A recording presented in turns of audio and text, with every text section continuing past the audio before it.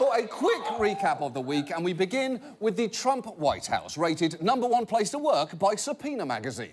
Now, this week, it seemed almost everyone in the White House was about to get fired, and it started with Trump sacking Secretary of State Rex Tillerson. Now, initially, reports said that he found out from a Trump tweet, which is embarrassing, but the White House claimed that he'd actually gotten a heads-up beforehand, though somehow in an even more humiliating manner. Former Secretary of State Rex Tillerson was on the toilet when he learned he was getting canned. It's true.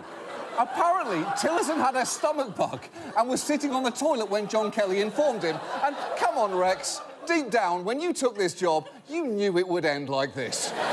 Maybe not specifically like this, but in terms of dignity, frustration, and a general sense of nausea, you knew this was basically where it was all heading. But look, instead of getting sucked down a White House rabbit hole yet again this week, let's instead focus on Russia, where the movie The Revenant was marketed as Lucky Man Has Fun Time. Now, Russia has been the centre of allegations regarding former double agent Sergei Skripal, who, along with his daughter, was found poisoned on a park bench in Britain 2 weeks ago. And by this week, it seemed there was a consensus on who was responsible. The United States joined European leaders today in blaming Russia for poisoning a former spy, Sergei Skripal. In a joint statement, the U.S., Britain, France, and Germany all said that there is, quote, no plausible alternative explanation for the nerve agent attack. Basically, every country agrees that Russia did this, which is incredible. We can't even get the world to agree on a single shape for electrical outlets. What the fuck is that one, by the way? It looks like I'm plugging my laptop into the killer from Scream. And frankly, the Russian government hasn't really gone out of its way to not look suspicious.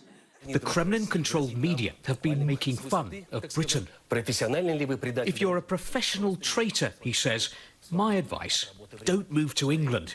Something's not right there. The climate, perhaps. But too many bad things go on there. People are hanged, poisoned, helicopter crashes, or they fall out of windows. It's not every day that you hear a news anchor sound exactly like a mob boss.